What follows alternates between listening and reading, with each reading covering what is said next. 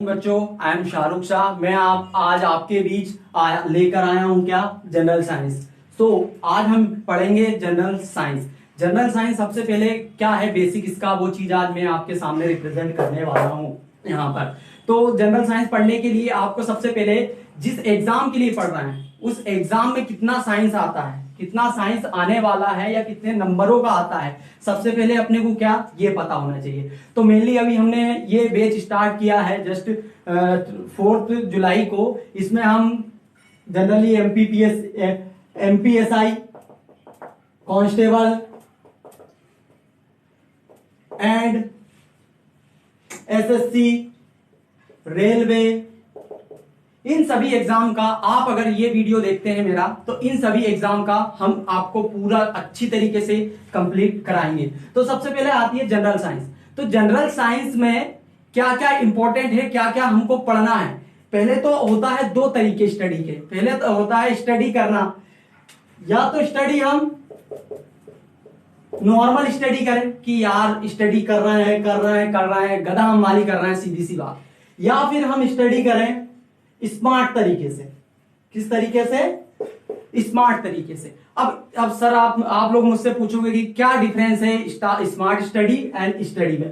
तो इतना सा डिफरेंस है दोनों में कि हम आपको एक वो चीज प्रोवाइड करेंगे जो कि सीधा सीधा है, मतलब कि इससे आपको बाहर जाने की बहुत कम चांसेस है कि इससे हमारा क्वेश्चन बाहर चला जाएगा। 99% चांसेस है कि यह आपको इसी में से देखने को मिलेगा। तो अब ज्यादा वक्त जाया ना करते हुए हम इसको जनरली स्टार्ट करेंगे। जैसे कि हम सबको पता है कि जनरल साइंस में हम मेनली 3 चीज कवर करेंगे। पहला होता है भौतिक विज्ञान, दूसरा होता है रासायनिक विज्ञान और तीसरा होता है जैविक विज्ञान। पहला मैंने आपको क्या बताया, भौतिक विज्ञान, सेकेंड होता है रासायनिक विज्ञान और तीसरा क्या होता है, जैविक विज्ञान। तो इसको हम देखेंगे कि हमारे एग्जाम्स में कितना इंपॉर्टेंट या वेटेज रखता है। जैसे आप एमपी पुलिस कांस्टेबल को ही ले लो। एमपी कांस्टेबल में इसमें इसका बहुत अच्छा वेटेज है। कितना बहुत अच्छा वेटेज है, लगभग 10 से 15 मार्क्स। लगभग 10 से 15 मार्क्स का जो है ये जनरल साइंस आपको पूछा जाएगा। क्या पूछा जाएगा? जनरल साइंस आपको 10 से 15 मार्क्स का जनरल साइंस पूछा जाएगा। वहीं अगर एमपीएसआई में आप देखते हो, एमपीएसआई में जो है भैया, ये जो 10 से 15 की जगह 15 से 20 मार्क्स का पूछा जाता है। कितना? 15 से 20 मार्क्स का पूछा जाता है। तो हम इसको हल्के में नहीं ले सकते, हमको इसको प्रॉपर तरीके से स्टडी करना पड़ेगा, तब जाके हम सिलेक्शन पाएंगे। क्योंकि नॉर्मली बच्चा मैथ कर लेता है, नॉर्मली बच्चा रीजनिंग भी कहीं ना कहीं से कर लेता है, लेकिन वो पीछे कहां से रहता है? जनरल साइंस में। क्योंकि मैंने सभी जगह देखा है बच्चा रट्टा मारता है। मैं क्या बोल रहा हूं आपसे, बच्चा रट्टा मारता है, रट्टे के अलावा कुछ नहीं। आप इस क्लास में बने रहिए, पहली बार आपके बीच मैं जनरल साइंस आपको समझाऊंगा, प्रॉपर फैक्ट बताऊंगा कि चीजें कहां से होती है, कि न्यूटन के लॉ में क्या हो रहा है, क्यों आखिर कपड़ा खींच रहा हूं तो मैं बर्तन नहीं गिर रहा है, क्यों पेड़ हिला रहा हूं तो पत्तियां नहीं गिर रही है, क्या हो रहा है इसके बीच। बहुत सारे लॉजिक है आपको, क्यों रॉकेट का प्रक्षेपण में क्या प्रोसेस होती है, ये सब मैं आपको बताऊंगा। अब जनरली अब ये अपन डिस्कस करते हैं कहां, फिजिक्स। तो अब मैं आता हूं फिजिक्स पर। सबसे पहले फिजिक्स में मैंने कुछ इंपॉर्टेंट टॉपिक लिखे हैं जो कि इंपॉर्टेंट है। जैसे कि फिजिक्स में पहला चैप्टर अपन स्टडी करेंगे, वो क्या है? मात्रक। पहला चैप्टर मैंने क्या बोला? मात्रक। मात्रक में कुछ नहीं है, हमको सिर्फ मापना है चीजों को मापना है। जैसे कि फॉर एग्जांपल, जैसे कि बोलता हूं मैं लंबाई, तो लंबाई का मात्रक क्या होगा? नॉर्मली किसी बच्चे से पूछो तो वो बोलेगा सर मीटर होगा। ठीक है, आप सही बोल रहे हो। तो बस इसमें सिर्फ इतना ही हमको याद करना है, इतना ही पढ़ना है इसमें कि मात्रक क्या है, कितने प्रकार के होते हैं, कौन से मूल मात्रक है, कौन से व्युत्पन्न मात्रक है, कौन से पूरक मात्रक है। ये सब मैं आपको इस मात्रक वाले चैप्टर में पढ़ाने वाला हूं। ठीक है, तो ये आपको कोई और कहीं से नहीं, सिर्फ बस इसी चैनल पे बने रहिए, आपको सब चीज मिलेगा। ठीक है, अब आता है गति। नॉर्मली अगर किसी से पूछा जाए तो ये गति क्या है, लेकिन बच्चा बता नहीं पाता, सर गति मतलब चलना। अरे कुछ नहीं है, गति मतलब कुछ नहीं, किसी भी वस्तु की स्थिति में चेंज आना। टाइम के रिस्पेक्ट में अगर किसी भी वस्तु की स्थिति में चेंज हो रहा है मतलब वो वस्तु क्या है, गतिशील अवस्था में है, गति में है। ठीक है, तो ये गति में पढ़ेंगे। इसी गति में हम अलग अलग प्रकार से गति पढ़ने वाले हैं कि कितने प्रकार की गति होती है, 1 dimensional, 2 dimensional, 3 dimensional and simple, सरल रेखी, वृत्तीय, घूर्णन गति, उसके बाद में दोलनी गति, सबको प्रॉपर एग्जांपल के साथ हम समझेंगे यहां पर इस चैनल पर। ठीक है, उसके बाद में मैं आपके पास आता हूं बल एवं गति के नियम। अब बल सबसे बड़ा सिंपल सा आपको से मेरा सवाल है कि बल होता क्या है, क्या फोर्स जो है वो होता क्या है। बल कुछ नहीं है, सिर्फ एक प्रकार का धक्का या खिंचाव है। क्या है, मैं बोल रहा हूं या तो मैं उसे धक्का लगाऊं या उसे खींचूं, तो उसकी वस्तु में जो चेंज आ जाए, वस्तु की स्थिति में जो चेंज आ जाए वही क्या है, मेरा बल है। ठीक है, तो बल अलग अलग प्रकार के होते हैं, जिसे नेचर के हिसाब से हमने उसे अलग डिवाइड किया है, और सिंपल 2 तरीके के बल अलग होते हैं। जिसे नेचर के हिसाब से हमने बलों को अलग प्रकार से डिवाइड किया है, जैसे गुरुत्वाकर्षण बल होता है, विद्युत चुंबकीय बल होता है, दुर्बल नाभिकीय, प्रबल नाभिकीय, ये सब इसमें। इससे एक क्वेश्चन पक्का है कि आपको देखने को मिलेगा क्वेश्चन में, मैं गारंटी बोलता हूं, गति के नियम और बल से। अब गति के नियम सब पढ़ते हैं, गति का नियम, लेकिन प्रॉपर तरीके से समझाना ये आपको मैं बताऊंगा कि गति के नियम कैसे पढ़ना है, कितना पढ़ना है और क्या पढ़ना है, जो कि हमें एग्जाम पॉइंट ऑफ व्यू से इंपॉर्टेंट रहेगा। वही मैं नेक्स्ट देखता हूं मैं गुरुत्वाकर्षण। ये भी मैं आपको गुरुत्वाकर्षण की डेफिनेशन, गुरुत्वाकर्षण में जो भी बल लग रहा है किसी 2 वस्तु के बीच में, उसका क्या चीज है, न्यूटन का सार्वत्रिक गुरुत्वाकर्षण का नियतांक, इसकी वैल्यू क्या होती है, उसकी यूनिट क्या होती है, बीमी सूत्र क्या होता है, ये सब मैं आपको गुरुत्वाकर्षण के चैप्टर में पढ़ाने वाला हूं। ठीक है, अब आता है सबसे मोस्ट इंपॉर्टेंट चैप्टर, कार्य, ऊर्जा एवं शक्ति। तो कार्य, ऊर्जा, शक्ति, इसको हम पढ़ेंगे। इसको भी काफी डीप में हम पढ़ने वाले हैं कि कार्य, धनात्मक कार्य क्या होता है, ऋणात्मक कार्य क्या होता है, जब वस्तु को मैं जमीन से उठाऊंगा तो उस कंडीशन में मेरा कौन सा कार्य होगा, जब ठीक है। उसके बाद मैं देखता हूं ऊष्मा, ताप तथा ऊष्मागतिकी। इसमें सिंपल सा नॉर्मली कुछ इंपॉर्टेंट पॉइंट पढ़ेंगे, जैसे कि नॉर्मली किसी कोई भी एक जनरल पॉइंट ऑफ व्यू से आपसे एक क्वेश्चन पूछ सकता है कि बताइए रूम का टेम्परेचर कितना होगा, रूम का टेम्परेचर कितना होगा। लेकिन हम अधिकतर बच्चों को उसको सिर्फ डिग्री सेल्सियस में मालूम होता है, लेकिन एग्जामिनर बड़ा चतुर है, कभी वो डिग्री सेल्सियस में नहीं पूछता, कभी वो डिग्री सेल्सियस में नहीं पूछता। या तो डिग्री फ़ारेनहाइट में पूछेगा, फ़ारेनहाइट में पूछेगा, या तो वो पूछेगा केल्विन में।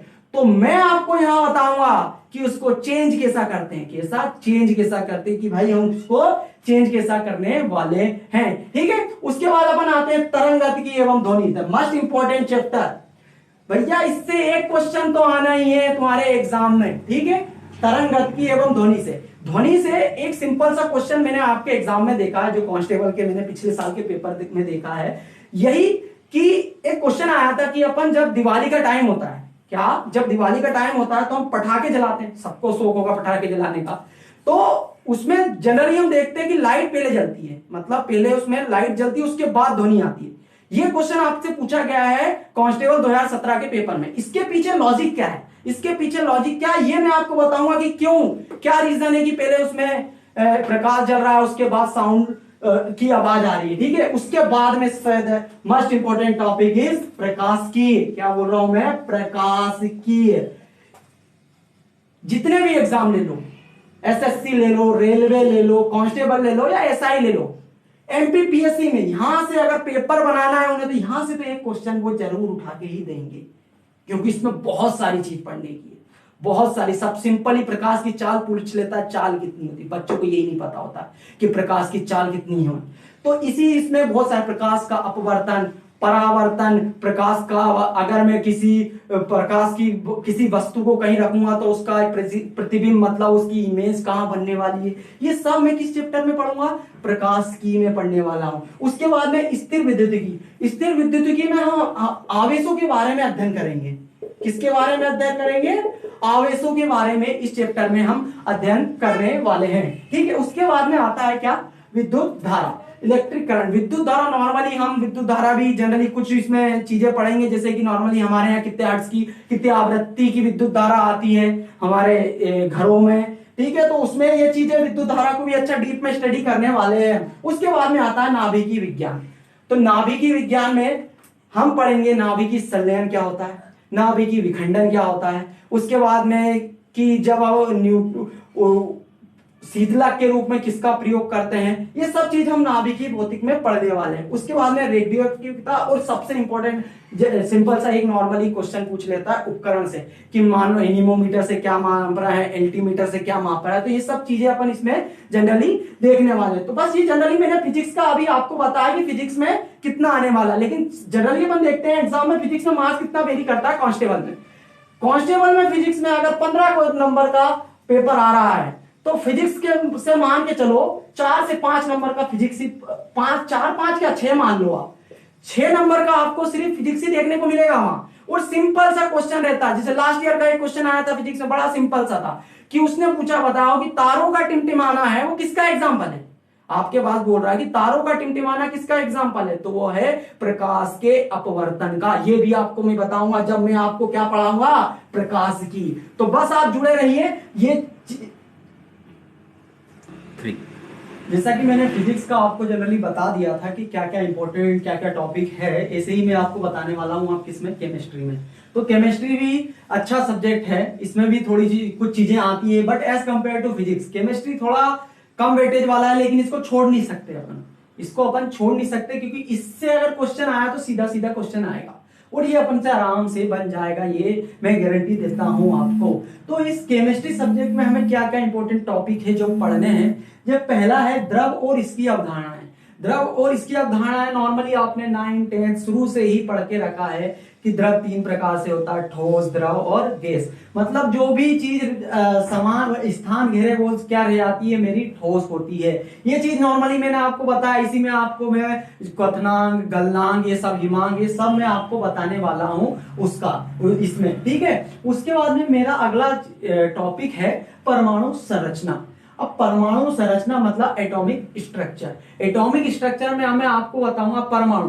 परमाणु परमाणु क्या होता है, सबसे पहले सिंपल सा इसके नाम से ही शुरुआत अपने को सिर्फ उसके नाम में ही जाना। परमाणु परमाणु वह छोटे से छोटा तत्व है जो कि रासायनिक अभिक्रिया में भाग लेता है, लेकिन वो स्वतंत्र अवस्था में नहीं रह सकता। मैं क्या बोल रहा हूं आप लोगों से, परमाणु वह छोटा, किसी भी तत्व का वह छोटा से छोटा भाग है जो कि स्वतंत्र अवस्था में तो रह सकता है, लेकिन किसी भी अभिक्रिया स्वतंत्र अवस्था में नहीं रह सकता, ठीक है। वो क्या होता है, परमाणु। उसके बाद में मैं आता हूं इसमें परमाणु संरचना में और भी चीजें हैं, जैसे कि अलग अलग सिद्धांत हैं। सबसे पहले पार्टिकल की बात हो रही है, तत्व की बात हो रही है, तो हमें 3 कण तो हमेशा याद ही रखने हैं। एक होता है प्रोटॉन, एक होता है न्यूट्रॉन और एक होता है क्या, इलेक्ट्रॉन।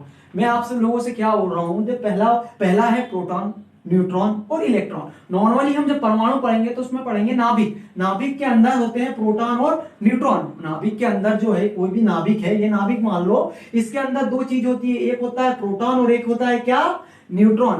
प्रोटॉन और न्यूट्रॉन नाभिक के अंदर प्रेजेंट रहते हैं, और जो इलेक्ट्रॉन होता है वो इसके चारों ओर चक्कर लगाता है, जो कि इलेक्ट्रॉन इसके चारों ओर चक्कर लगाता है। ये नॉर्मली आपको सबको पता होगा, लेकिन इसमें हमको सिर्फ इतना इसमें पढ़ना है कि प्रोटॉन की खोज किसने की, इलेक्ट्रॉन की खोज किसने की, न्यूट्रॉन की खोज किसने की, इनके ऊपर आवेश कितना है, इनका द्रव्यमान कितना है। वही अगला मैं बताने वाला हूं क्या, अम्ल, क्षार एवं लवण। ये अम्ल, क्षार एवं लवण अच्छा टॉपिक है, इससे क्वेश्चन बन जाता है। नॉर्मली अम्ल, क्षार एवं लवण में क्वेश्चन क्या बनता है, क्वेश्चन ये बनता है, नॉर्मली पूछ लेगा कि टार्ट्रिक एसिड कहां किसमें पाया जाता है, टार्ट्रिक एसिड किसमें पाया जाता है, या अम्ल का पीएच मान पूछ सकता है आपको, ठीक है। और इसी प्रकार हम क्षार और भी चीजें इसके अंदर पढ़ने वाले हैं, क्षार और लवण में। रासायनिक अभिक्रिया भी पढ़ेंगे, जो भी रासायनिक केमिकल रिएक्शन होती है वो सब इस केमिस्ट्री में हम पढ़ने वाले हैं। उसके बाद तत्वों का वर्गीकरण, ये मोस्ट इंपॉर्टेंट चीज है। तत्वों का वर्गीकरण में हम आवर्त सारणियां पढ़ी, इसमें अपन मेन टॉपिक है क्या, आवर्त सारणी। आवर्त सारणी अलग अलग 4 वैज्ञानिक हैं, उन्होंने आवर्त सारणी अलग अलग रिप्रेजेंट। जैसे पहली आवर्त सारणी हमें डोबे रायनर, सबसे पहले किसने दी थी, डोबे रायनर।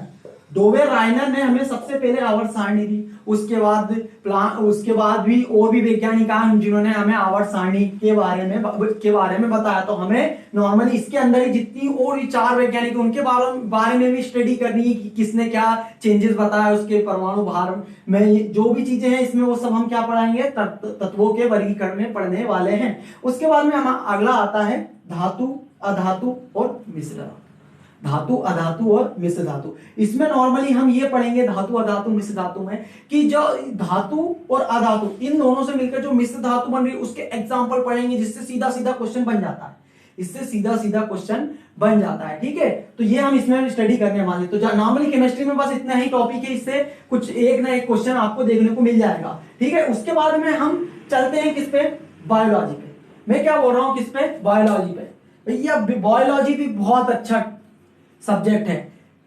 नॉर्मली बच्चों को समझ नहीं आता बायोलॉजी की, बायोलॉजी के बहुत ही टफ लगता है, लेकिन बायोलॉजी इतना टफ सब्जेक्ट नहीं है। आप क्लास अटेम्प्ट कीजिए रेगुलर, मेरी गारंटी है क्लास खत्म होते तक आपको बायोलॉजी अच्छे से आने लगेगा। क्या बोल रहा हूं मैं, अच्छे से आने लगेगा। ठीक है, तो इसमें बायोलॉजी में हम क्या पढ़ते हैं, बायोलॉजी में हम मेनली दो ब्रांचेस पढ़ते हैं, एक जंतु विज्ञान और एक वनस्पति विज्ञान। जंतु विज्ञान में हम जीवों के बारे में अध्ययन करेंगे।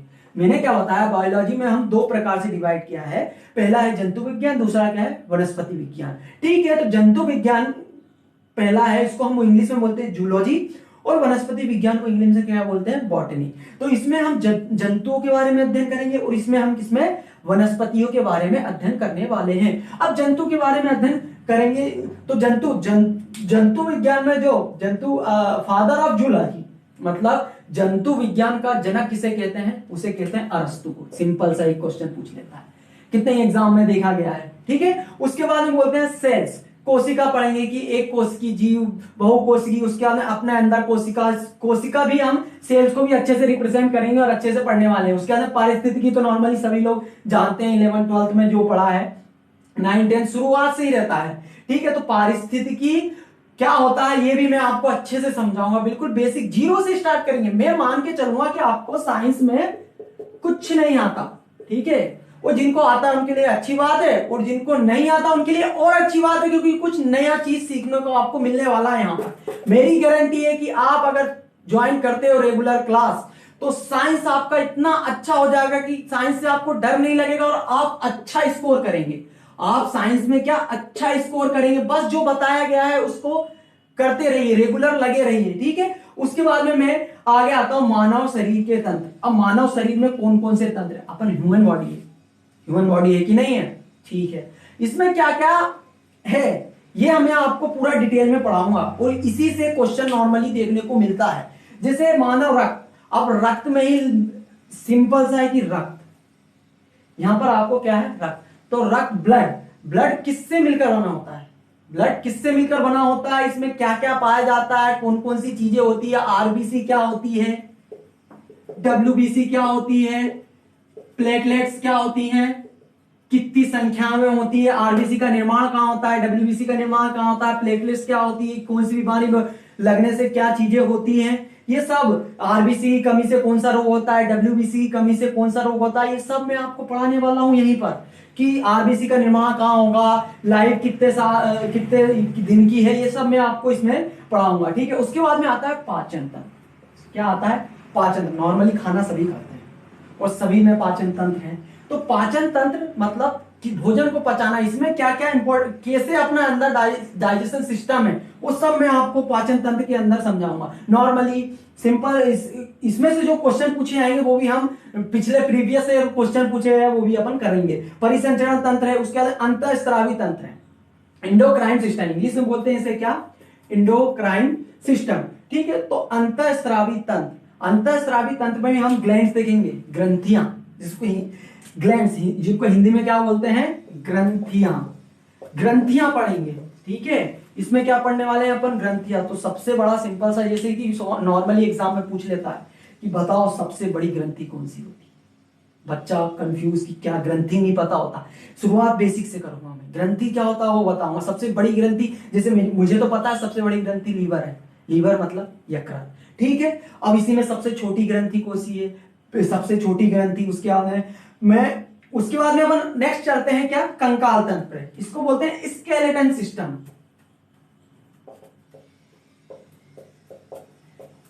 ये कंकाल तंत्र, कंकाल तंत्र को भी हम दो प्रकार से डिवाइड करते हैं, एक होता है अक्षी और दूसरा होता है उपांगी। अब अक्षी में क्या आता है, उपांगी में क्या आता है। अक्षी में जो आएगा वो हम उसको पूरा प्रॉपर स्टडी करेंगे, कितनी हड्डियां होती है, क्या होती है। नॉर्मली इससे यही पूछता है, नॉर्मली अपने को ही पता होना चाहिए कि अपने शरीर में हड्डियां कितनी है, कि अपने शरीर में हड्डियां कितनी है। नॉर्मली एक वयस्क मनुष्य के शरीर में 206 हड्डियां होती है, ठीक है, 206 हड्डियां होती हैं, ठीक है। तो इसी प्रकार से हम पढ़ने वाले हैं। उसके बाद आगे आते हैं अपन श्वसन तंत्र, सांस लेना, ये भी अपन लिए इंपॉर्टेंट है, ये भी अपने अंदर एक सिस्टम है, इसमें पढ़ेंगे। उसके बाद में तंत्रिका तंत्र, उत्सर्जन तंत्र। तंत्रिका तंत्र नॉर्मली हम जितना भी माइंड से रिलेटेड जो भी चीज रहेंगी कि सबसे बड़ी माइंड कितने पार्ट से मिलकर बना है, जैसे अग्र मस्तिष्क, पश्च मस्तिष्क, मध्य मस्तिष्क, ये 3 पार्ट होते हैं। तो उसी में अंदर अलग अलग पार्ट में वो डिवाइड किया गया है उसे। उसके बाद में उत्सर्जन तंत्र। अब जो खाया है, कुछ जो अनावश्यक पदार्थ होंगे, जैसे कुछ यूरिया ले लो, यूरिक अम्ल ले लो, मैं क्या बोल रहा हूं, यूरिया है, यूरिक अम्ल है, तो इसको शरीर से बाहर निकालना, इसमें उत्सर्जन तंत्र। अब उत्सर्जन तंत्र में अपन पढ़ेंगे क्या, kidney, liver, kidney, liver, liver को बोलते हैं यकृत, ठीक है, किडनी, लीवर, इन दोनों को पढ़ने वाले हैं अपन इस चीज में, उत्सर्जन तंत्र में। और भी 2 चीजें हैं, त्वचा हो गई, ठीक है।